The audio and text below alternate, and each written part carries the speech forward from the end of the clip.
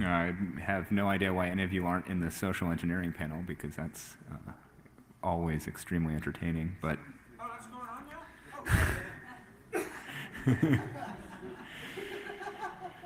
now? okay, good. We got rid of one person.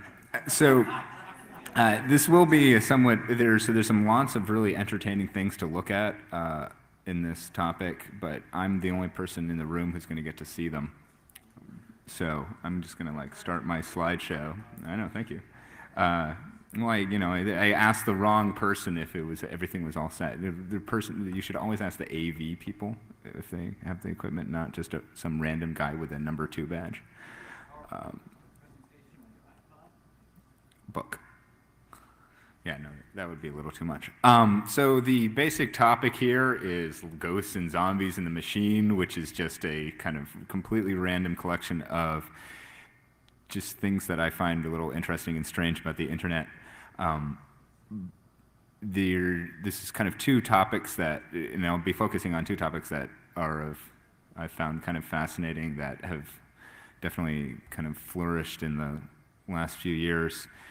The first one is there's no real kind of official term of art, so you can call them web ghosts or zombie pages or whatever, and it's just the existence of all the, you've got there's hundreds of millions of blogs now. There's like exactly all the pages and websites. I mean, sure, there's all the kind of like, there's the kind of the infinite cruft of the internet and the web where just there's abandoned websites that like, just kind of slowly fade away or just are existing on the Internet Archive and stuff. But more interesting is all these personal blogs and profiles of all these people, and then the people die and the pages don't. And it's like this is something that I came on to originally when one of my friends up in Boston, who is, oh, of course, this is like a cool dongle, but it's not. I don't think it's the iBook one. No, yeah, but it's it's nice and white. So it has to have the completely proprietary little tiny little thing. I'm sure somebody here could do it. Well, the only problem is the wireless doesn't work here, so you'd have to plug in the computer to the. Well, I was doing like PowerPoint and the web and all these things, and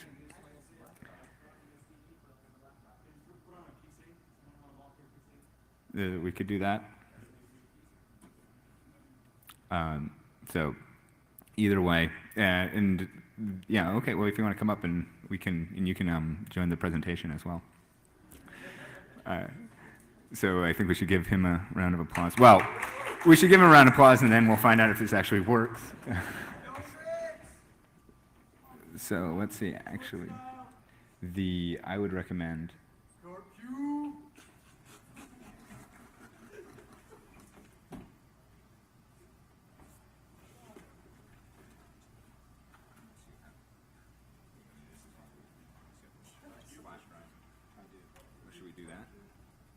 That's probably yeah.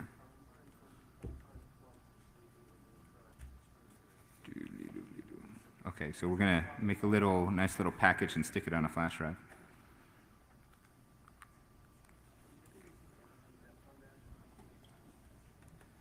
So that's one topic, and then another one which is really completely unrelated, except that you could call it, other than the zombie concept is of kind of the zombie armies and blue, which are just like all the botnets. And I'm sure there are people here who know considerably more about it than me, who are here.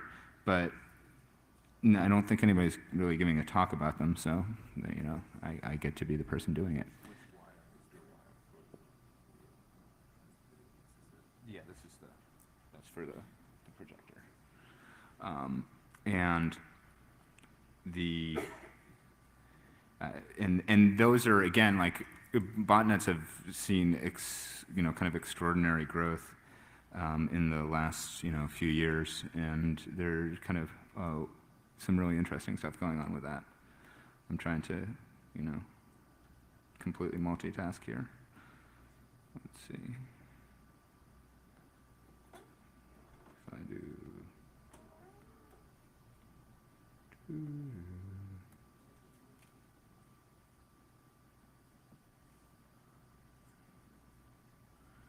then this is the interesting thing is,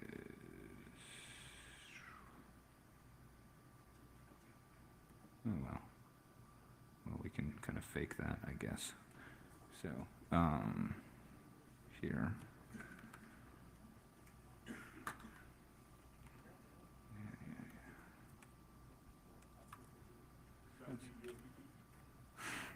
Yeah, we got that. So, well, and hopefully I'll be able to show you these pictures and we'll kind of catch up. But so this is my friend, Kirsten Malone. She was a super cool chick. She had 120 something friends on Friendster, because this is back in in the 2002. So everybody wasn't on MySpace yet, and also we're old. So we're not the 14-year-old to 23 set. And she was a super cool bossing chick and was riding her bike without a helmet and got hit by a car and died. And, and then kind of the weird thing is that her Friendster page is still sticking around. And now it says that she's 31, but that was, because 2 years have passed. But one of the big differences between Friendster and MySpace, other than the fact that there are about 94 million people on MySpace now, or some vague number approximating that, or in 2005 it was at 17 million. So I mean the growth rate there is a little extreme. Is that also profiles on MySpace, it's the default settings that people can just continue adding comments and they're automatically posted. So after you die, your page becomes this, happy tribute / people getting to write mean things about you when you're dead. And it's really interesting because the whole space of how we deal with death and all these things has always been extremely well modulated by tradition and culture and convention. And in other words, you go to funerals and there's all the deliberate ceremony and obituaries are written by these old crusty guys in the newspapers, and they have a very specific form about what is it that goes into an obituary. If you die in an interesting way, you get the story about you were hit by a car that fell off of a truck, or you were eaten by an alligator, or you were hit by a car while you're riding your bike, or you were some guy who was 19 years old and lived in New Bedford, and you after you assaulted and killed some people in a gay bar, you got killed in a shootout in Kansas, with the cops. But the whole point is that that's kind of where the story would end, and then there might be a little obituary that would note that they were survived by their mother or whatever and their cat. But the difference is now you get to go on their pages and you see that these people were the guy who Jacob Robida was the one who did the gay murder stuff in New Bedford it's pretty much exactly a year ago, and he had a really appropriate MySpace page for someone who would do that. He was a big Insane Clown Posse fan, and unfortunately MySpace took it down, but some people have archived it. And then there've been but actually, if we take a step back from the stories and we think about just kind of the statistics, so there's about approximately 100 million people on MySpace, and they're mostly in the kind of 15 to 40, or even less, but let's say the 15 to 24, 25 to 44 age group. We're talking, so for every 100,000 people that are between the age of 15 and 24, about 90 of them die per year. And so that's 29 cars, 18 homicides, 12 suicides. And then for the 25 to 44, you get more you get more AIDS and cancer and heart attacks. The suicide rate actually is higher when you're older, over 25, which is kind of interesting. But the homicide rate is lower. Maybe because you're dying of cancer instead or something. But so that kind of like what that translates into the MySpace users is that means that there's about 100,000 people with MySpace pages that are, and I'm sure not all of those 94 million are actually active, but that means about 100,000 people with MySpace pages are dying this year. So 100,000 of the pages that are on the site right now are for dead people. And so that's like about 8,000 per month, or 270 per day, or about 10 people during this lecture, 10 or 11 people, approximately, will have died. Yes. Well, we're getting something. And I don't know. I just kind of find that somewhat fascinating that there's this infinite well of dead people that's just kind of popping up with all the really bad backgrounds and their musical tastes and stuff. And let's see, it'd be hopefully when we get this up, if we do, I can show you some of the more interesting pages. And there's actually right now there's one guy who's compiling these. He started My Death Space about a year ago, and he has a really sweet logo. And he has about 400 posted now. I mean, and so we're talking like this minuscule proportion of them, and he has this huge backlog of people submitting the pages, and he hooks them up to an official obituary and links to the profile, and kind of does it without comment. And then there's a forum, and so some people are like, haha, this guy was such a fucking retard. I mean, and when you kill yourself by climbing into a helium balloon, you shouldn't do things like that. But at least the people who did that, it was this girl and a guy down in Florida, so they did it together. So I mean, I think if you're gonna kill yourself in a dumb way, you should do it with someone else, because then they'll be at least there's someone else that was as dumb as you. Right, exactly. I mean, but and it's what's kind of fun thing is that it's you could think of this as making people talk more frankly about suicide and about the dangers of the choking game, which is where I guess you hang yourself until you start choking, and then if you hopefully you don't die, but sometimes you do, and then people get to look at your MySpace profile. And then I can what I'll do is I'll kind of fast forward to the next topic, and I mean, and if this starts working, oh, that's looking like your screen. That's sweet, and we can take a look at some of these profile pages. Oh, and there's one that is really spooky. The girl got eaten by an alligator, the day before, or actually the day that she died. Okay, I mean, I don't know if she was eaten by the alligator. She was attacked and killed, but they use their mouths. So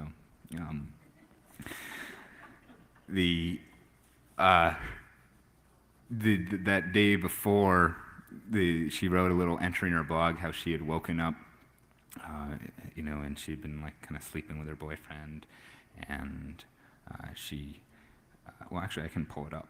I don't have to do it by memory. I keep on forgetting that I'm online. So let me just. Oh, sweet. Well, here. Oh, wow. I know you can go and read backwards. I don't know, the PowerPoint one will work.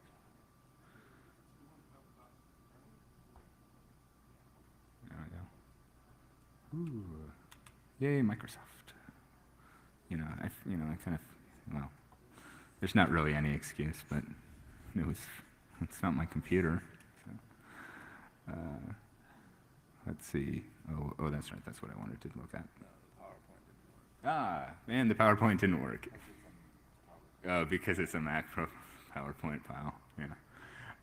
Okay, so well, let's just go to the web and we can look at some MySpace zombie pages. Why don't you print the PowerPoint as a PDF and give it a PDF? I could do that. And who is this? Whoa, why is this? That's annoying.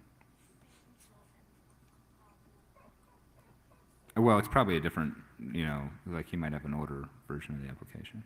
So, in which case, I mean, I could, if I had saved it as, type of thing. But the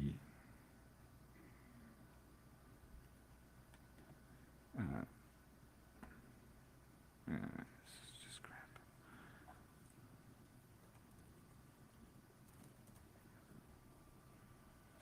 If you actually just want to pull up a web page, we can website. We can just a browser. We can just do some stuff.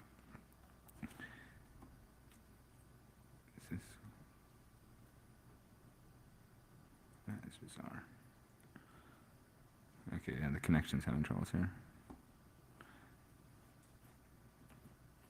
Yeah, the network's kind of hammered, I think. So the other topic that I've been looking at is the kind of zombie networks, the whatever zombie armies, botnets, and that's, and really all it is it's a kind of illegal and unintentional distributed computing, or it's completely intentional on the part of the people who are taking over the computers, but the people whose computers they are generally don't know that like their cycles are being used for either illegal gain and profit. And it's kind of, if you look at kind of by the comparison, like the biggest legitimate distributed computing project is SETI at Home, and like it's got about 5.2 million participants, and so that's what works as, it has performed on September 26, 2001, it performed a total of 1,021 floating point operations. It's acknowledged by the Guinness World Records as the largest computation in history, with over 900,000, so it has 5.2 million participants, but 900,000 computers in the system, and that's the ability to compute over 250 teraflops. That's like as of April 2006, whereas BlueGene, the supercomputer, that's at 280. So that's that's pretty badass.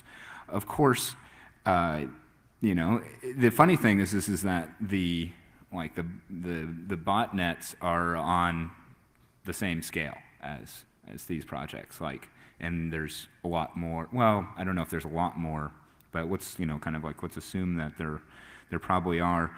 There was one relatively recent case where in the Netherlands, where this guy who's these three people, 19, 22, and 27, were arrested for a network that the police first said was like 100,000, and then they said it was like 1.5 million. But in other words, it's some kind of completely fuzzy, unknown, very large number, because the whole thing is that the computers just keep on getting infected and infected, and it was the ToxBot Trojan, which they installed, and then they installed adware and spyware, and they did a denial of service attack on this U.S. company, to an extortion attempt, because they were like, we're gonna take your website down if you don't pay us up, and then they didn't pay us up, and then they took down the website, but then they got arrested, and so you shouldn't do it, don't. And they also phished PayPal accounts and eBay, and I'm not sure, I wasn't able to find out what cool stuff they bought, but it's one of those things that about half the time these are there's it's the problem with most criminals only they don't think really, it's you don't think big enough. If you can do this, if you know how to do this, like it's only a small flip to figure out how to make millions of dollars, like legally. And that's kind of like the lesson of governments. I mean, on the other hand, like say, I mean, working for the NSA is a lot less cool. So, I mean, like, what TalkSpot did is that it's, what all these things do is that they just use kind of known Windows exploits. This one uses kind of a SQL Server privilege escalation, a DLL buffer overflow. They just use known patched Windows vulnerabilities, go in, install themselves and open backdoor and basically just start contacting various IRC channels on different networks on different servers that have generally kind of amusing names, like what is it, on martiansong.com and mysecurename.com and things like goingformars.com, just like really hip websites. And they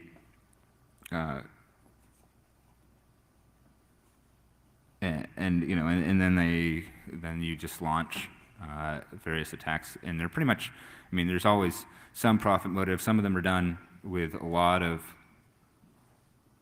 stuff, in like kind of and there's a growth in the how do you say, that kind of organized crime doing things in mafias, and it's a lot of it. Pretty much, it's definitely a majority is overseas, or is found as outside of the United States, and another variation is another group was MOOP, like M00P, which was there's a guy in England, was a 63-year-old in England, a 28-year-old in Scotland, a 19-year-old in Finland, and they wrote the Riknos Trojan, which was actually based on the Sony rootkit. So, and they, got like a 50,000 computer botnet, and so that you can, Sony's. I think you have to give them props for basically creating.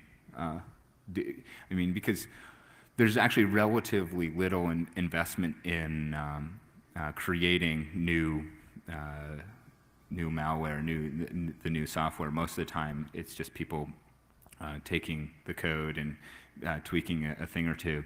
And so Sony did a really good job of paying companies to do the real innovation to find new attacks. And of course, the reality is that company they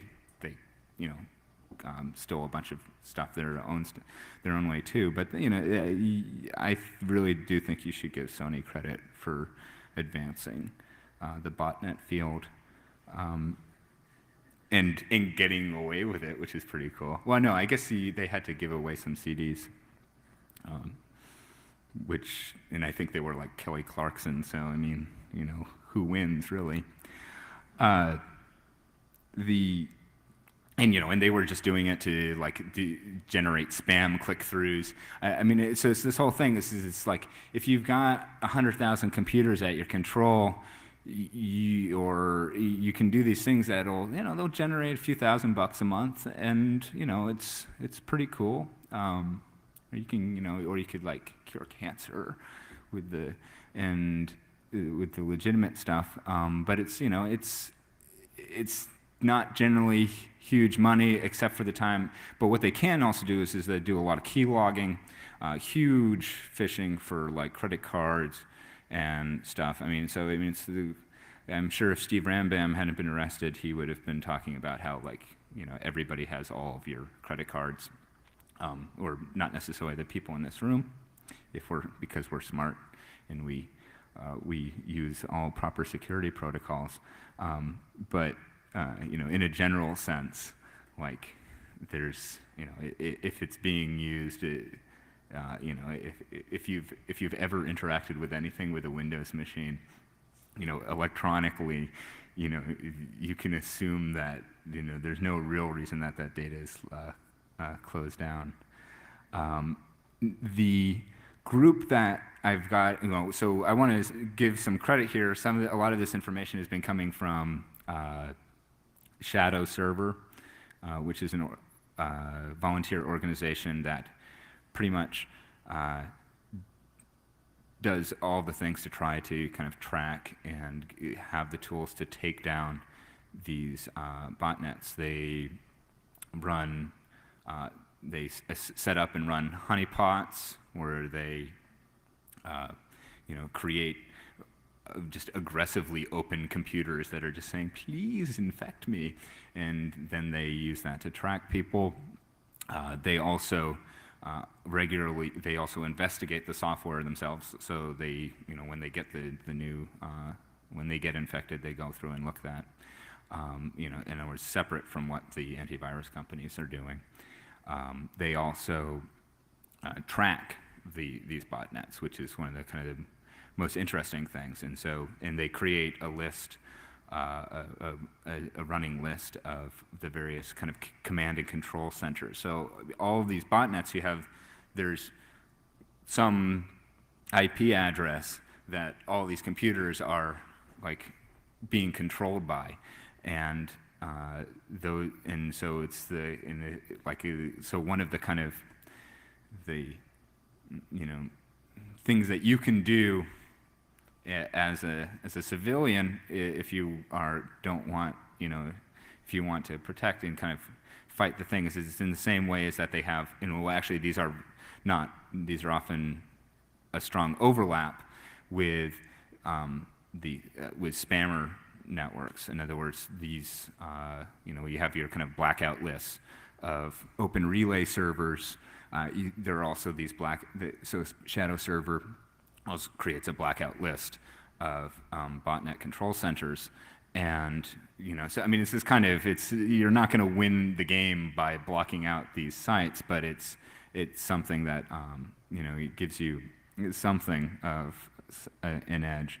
And then they also work with the private companies and with law enforcement to try to track them down. Oh yeah, and that's and with that, kind of their other main group is tracking the information that gets captured. So, like whether or not some credit card number has been compromised, like what these lists of credit cards and passwords and accounts are that being compromised. So they're definitely a very kind of interesting gray hat group, or white hat, that has lots of, you know, bad information. So they're white hats. They're not bad people. And actually, they've worked, the people that have worked the best with them, they were saying it's like the Secret Service actually care a lot, because the Secret Service handles what, like federal monetary transfer stuff, banking fraud. And so they've kind of found that if we look at the botnet statistics, about half of them are just denial of service related, kind of like, so the dumbest thing that you just have a botnet do is you just have all hammer some site simultaneously. About 30% of them do like adware and spam, like, so they will install adware, they'll send out spam, and then about 20% are just doing like spreading, just involved in like growing themselves, doing key logging, and you know, and they're not none of those classifications aren't necessarily exclusive. Some of the things that they found are how botnets are evolving, you know, so to speak, is that there's, you know, and some of this, the guy I was talking to was saying that they're not, in a certain sense, not fundamentally interesting. I mean, it's kind of the same piece of software being run by people who are, you know, they're not doing it to create art, or, you know, they're just infecting computers and then like typing the commands in their little IRC channel to have them, you know, go and do something. And so it's kind of code monkey stuff, but so the innovations are basically in avoiding getting caught, and doing things like running the command and control centers like from your PDA, or so like just hanging out at a coffee shop and doing things like that. And there's also more use of encryption. They're starting to move away from just using IRC. They're multi-server CNCs. That's the command and control, and so that's those are the types of things that they're tracking and seeing. And then, so what can you do as to kind of avoid becoming a zombie? So, which is don't let people eat your brains. It's the number. Well, I guess they don't have to eat your brains; they just have to bite you, right? Is that kind of the standard zombie thing? Right, yeah. Well, so don't do that, yeah, and just don't do any of the things that, like, what is it, like Worcestershire sauces helps, I think. So, but for your computers, in some sense, a lot of it's just the basic thing, just keep up with the patches, have your antivirus software, don't open strange email, etc. The kind of the basic things that, like, if everybody did it, we'd be a lot better. Now, secondly, using an internet detection system like Snort, is a very good idea, and those would also that software will often include the kind of like the botnet rule sets, like the lists of botnets that's compiled by groups like Shadow Server, and they'll also have kind of like the botnet signatures of the of the network things. And so, like, when you get up to your sysadmin stuff, or even, your personal computer, like on a personal network or on a corporate one, you want to have the proper firewall configuration, and egress filtering is. If you, in other words, like if you want to lock down your network, is that you just do it so, like you say, even if I get infected, my computer, I'm not going to let my computer contact the command center. So you say, like, you just don't get to use, in other words, if you block IRC connections, like, your computer can't be controlled through IRC connections, even if it has the software and even if it's been Trojaned. And so if you control the outgoing connections from a computer, from your computers, you will. That's one of the kind of the primary things. And then it's also the classic things that change the passwords, don't use the same password for everything, because that's one of the big things that these people would do, is they'll just grab the passwords and on something that's relatively insecure, and then they'll just start plugging it into eBay and PayPal and whatever, and then life is gravy. Or I don't know if that's the right cliche, but I do like gravy. And you should do things like do deep scanning. In other words, like do more. Do a kind of a full, try to do the full review of your logs, and really pay attention to the kind of unusual traffic. So kind of know what your expected network traffic is. And when you see something that is strange, it's, probably something that you don't like. Of course, there's also the whole thing, if you avoid Windows, you're going to be a lot better off.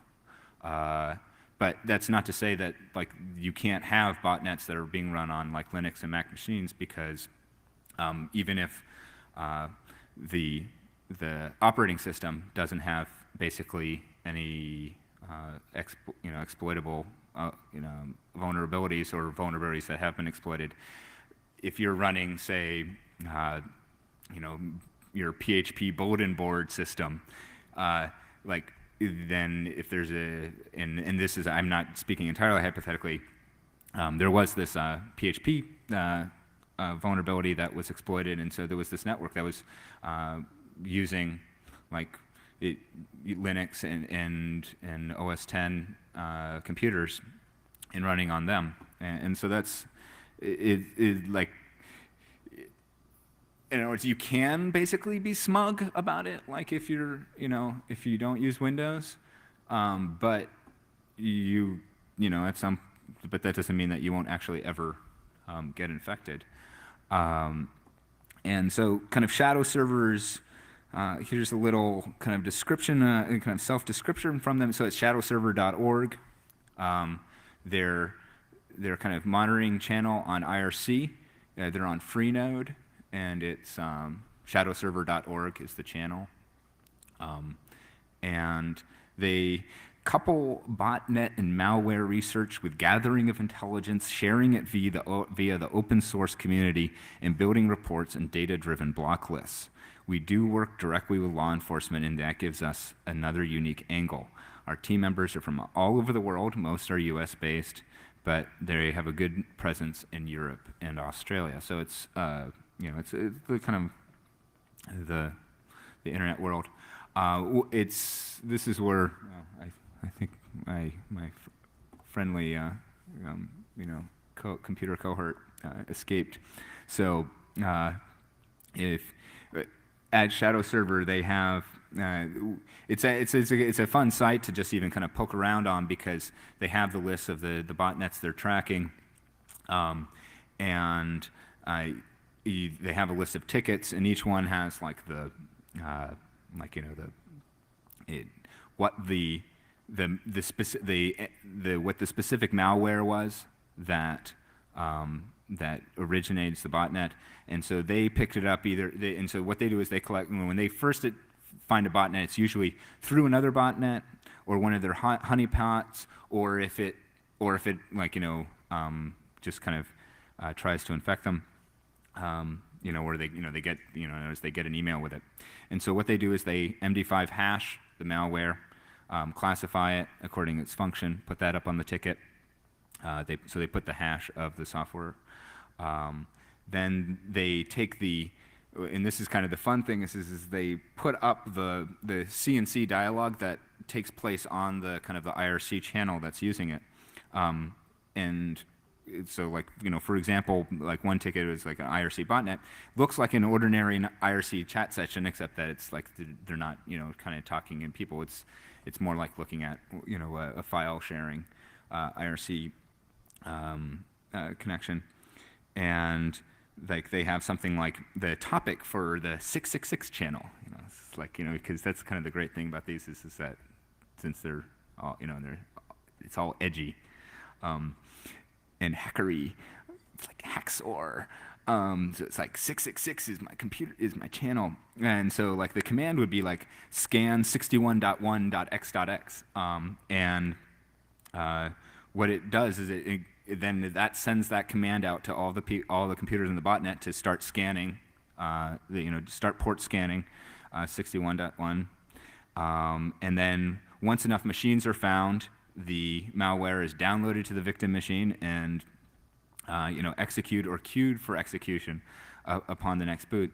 That machine is now part of the botnet, and the same channel commands will work. And so it's kind of that is one of the fun things is that you really do get this. It's nice software, these things, and they work well. And that's kind of what they do. But let's see if this is pulling up. There we go. So that's, in many ways, a lot of kind of the prepared text I have. There'd be more. I'm really sad that there aren't pretty pictures, because it's especially of all the MySpace pages, because it's sad when the nice people die, and then there are some people that you can tell why they did. Well, I mean, like if you, there is a, well, if you act like you're a kind of a psychotic, racist, crazy dude who really likes gun, and has like, here's my picture, my MySpace profile, and here's my gun, and I'm like hate, and I hate gays and Jews, and like then you actually can, you can kind of predict that. So, well, let's see. We're at 10. We're at 15 minutes before the hour. So, if anybody has any questions or comments, I don't know if anybody in the audience has experience with botnets, or if this is a great time to come up and add your 2 cents. So, or you can either come up to the mic or just chat. Hi, is this on? Yeah. Oh. I have not experience necessarily with botnets, but I have a question, kind of combining the idea of dead people's pages on MySpace and botnets.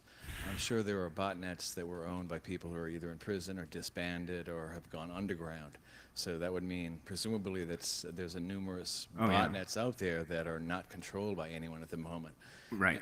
And I'm wondering, aside from source routing or something like that, is there a way to take those over? And Well, it's funny. It actually is this kind of like really big problem in the whole like how do you deal with botnets, because it's relatively easy to shut down the command center, but it's pretty much impossible to disinfect the network. Like, I mean, basically, kind of the best thing that you can do is you can get kind of the general, like, I mean, if you can get ISPs and such to block, to ignore the those traffic calls. But the computers themselves, yeah, they're zombies. They're gonna always do that forever.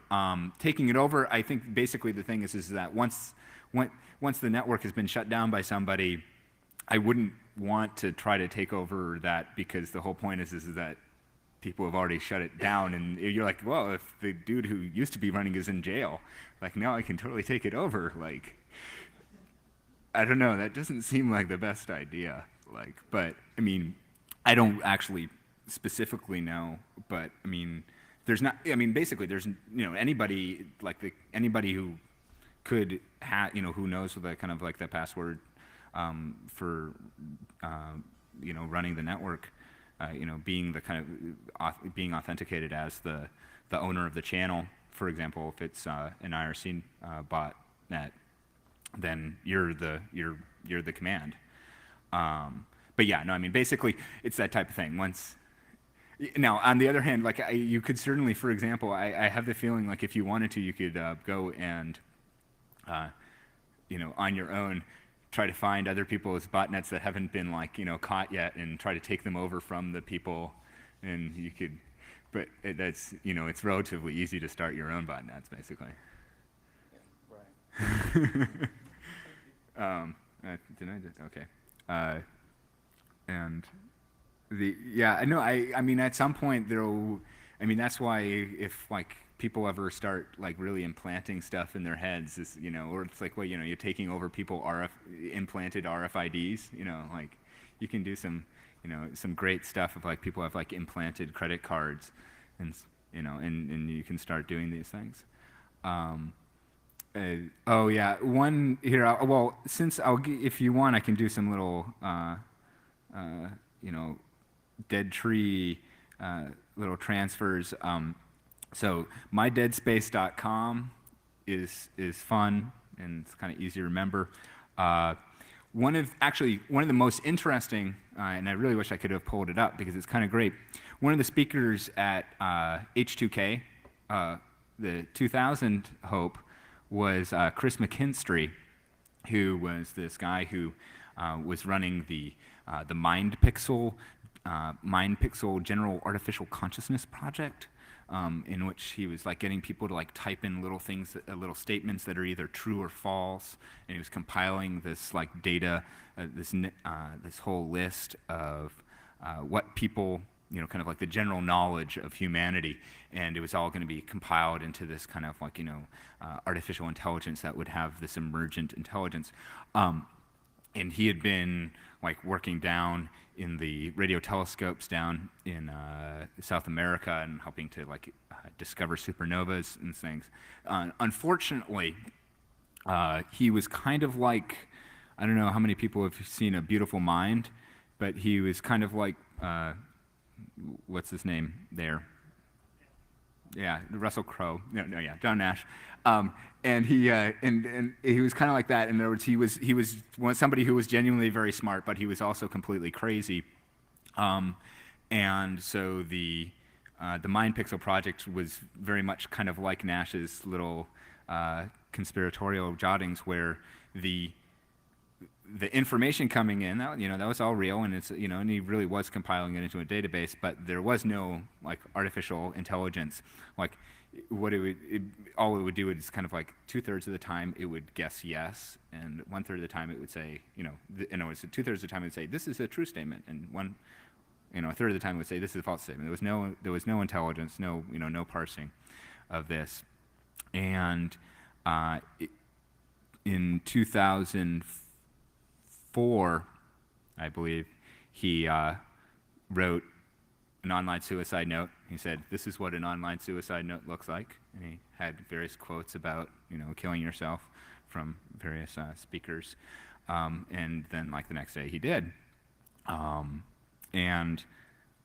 It's so. I mean, but now, unfortunately, and I actually only found out about this because I was like, kind of looking up some little old AI stuff that I had, bookmarked, and came upon this, and I'm like, wait a second, so I read the blog, and I'm like, wait a second, this is a little weird, and then, it turned out he'd killed himself, and unfortunately, that page has been taken down, but it's been archived, and so there's, and that is one of the things. This is like a lot of these things fade away, and it's quite possible that MySpace is. I wouldn't, it's a good bet that within the next 5-10 years or less than that, MySpace will have a whole division of people that, in a whole institutional policy, formalized policy about how to deal with the profiles of people who have died, and there'll be. It'll be probably a standard thing that you put in your will or next of attorney or something, or since it's this big thing because most people who are 15 don't have wills, but they have MySpace pages. So at some point, like when you create your MySpace profile, you'll probably be asked to fill out like a provisional will to transfer your electronic assets to what your electronic World of Warcraft, MySpace, etc. next of kin is. And then this age of zombies will sadly fade away, and we'll just be left with people who are nicely buried. I guess that might be a good place to end the talk, but we have time for 1 or 2 more questions. But otherwise, I will thank you all. Oh, is that okay? Good. One more. Excellent. I have a question. Yeah. I was just wondering what your take is on distributed computing and what that might do for cancer, for SETI, or anything like that. What that might do, or any capabilities that those companies might have. Well, there's definitely there's real stuff. The SETI project is. It's a good example of it's a kind of a probably quixotic pursuit type of thing. But you're right. But on things that is kind of on problems that are knowably dealable with by supercomputers, like protein folding, and searching through genetic materials. There's absolutely no. Distributed computing. They have essentially, as long as it's the right kind of task, they have essentially the equivalent power of a traditional supercomputer. There are the kind of the cutting edge research of grid computing, where and one of kind of the ironies is that it's the internet, the ARPANET, the ARPANET was originally designed as a distributed computing network. The idea that people would use the network to communicate with each other was not what it was about. It was about sharing, it was time sharing. It was about sharing resources having the computers share their resources, so you'd have effectively a more powerful computing grid. And that, vein of academic research and approach has never stopped. And what that will end up being, 5, 10, 25, 50 years from now, I mean, you can, make your extrapolations and, read William Gibson and Eric Drexler and stuff, and we'll have emergent consciousnesses unless you believe that the human mind is magic and can't be paralleled by computers because they're, binary or something. But I mean, like, I think you should have your computer be doing distributed computing stuff. It's a good thing. And I mean, on the other hand, like, you're using energy, you're using electricity, so you're like heating up the earth when you're using it. So all these computers whirring away, but yeah, no, it's a good thing. So, but I think the most interesting thing there is just that the botnet, the legitimate distributed computing world and the botnet world are basically the same size. All right, well, thanks a lot, and come again.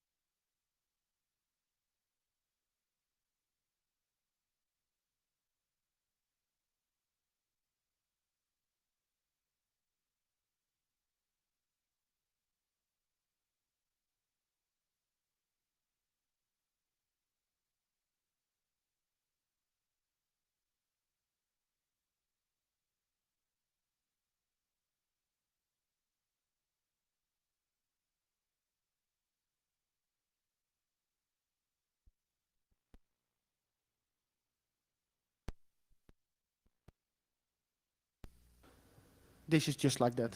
It's really easy. On the screen now you can see this. I quickly installed GNU PG on the Mac and GPG Mail, and this is Mail app on the Mac. It just got an extra menu, an extra menu here, PGP for the configuration, and you can configure everything as well. We really have to stop now, but we'll take these 2 questions and then we'll stop. I just had a question about the browsing encryption. If you use Tor or something, won't your ISP still have records of everything? Or is that encrypted to them too? Yes, it's encrypted. You start encryption to the first node and then you go through the Tor network. Your through different ISP nodes. knows your connection. Everything is